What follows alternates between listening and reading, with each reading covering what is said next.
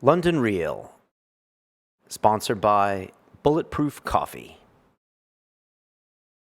You've been involved in crowdfunding for a while, is that right? Yeah, I've been involved in crowdfunding and virtual currencies really for 15 years. I mean, we were talking recently, Max. I mean, fintech is a very sexy word to throw around, and it comes up a lot on Silicon Reel, and London is considered to have the best odds when it comes to fintech. But you've been a fintech guy for 20 years, right? I call it fintech media. Fintech media, okay. Because I see fintech and media as merging. Okay. And so, like, for example, on Pirate My Film, which was, I have like a little hobby crowdfunding site, I was able to crowdfund investigative journalism that ended up on my show.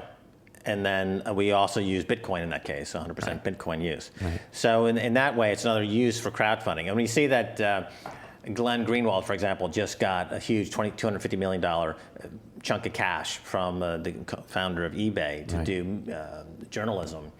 I think going forward, using crowdfunding and alternative currencies are going to be a way to fund reports in the field anonymously and get a lot of things reported that we haven't seen yet. So a lot of these so it's media, that's the media component. So media can be disrupted as well. Banks can be disrupted, media can be disrupted, currencies are being disrupted. All these things, it's almost like a Cambrian period in technology where you suddenly have this sudden explosion in growth and varieties in ways that my biggest challenge is to convince the average person that this is good, because the average person right now thinks all banking sucks. I mean, for me, I make my bones by saying how bad bankers are. Yeah. I'm saying that this is a revolution in the banking space that Simon Dixon and Bank to the Future is part of, that you're cherry picking the best bits, leaving the worst.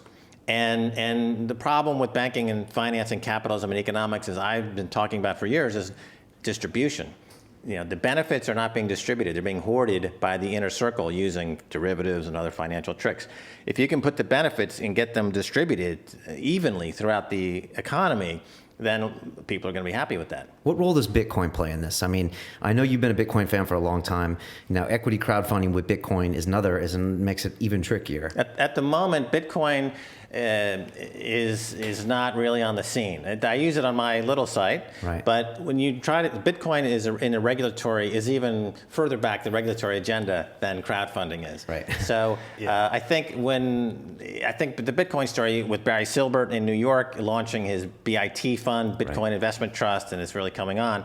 I think that it's going to fit beautifully with crowdfunding because the cost of transactions are so low. BitPay, which is out of Atlanta, another huge startup hub, is signing up customers. They have over 10,000, 12,000 customers. They did a secondary seed round at a nice valuation. I'm sure it's tripled by then in just 6 months.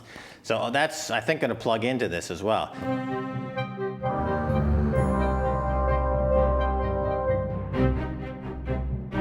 This week on London Real, former MI5 intelligence officer turned whistleblower, Annie McLeod. What we're looking at now is a de facto police state. You know, all the laws are in place, they're just not being applied to most citizens yet.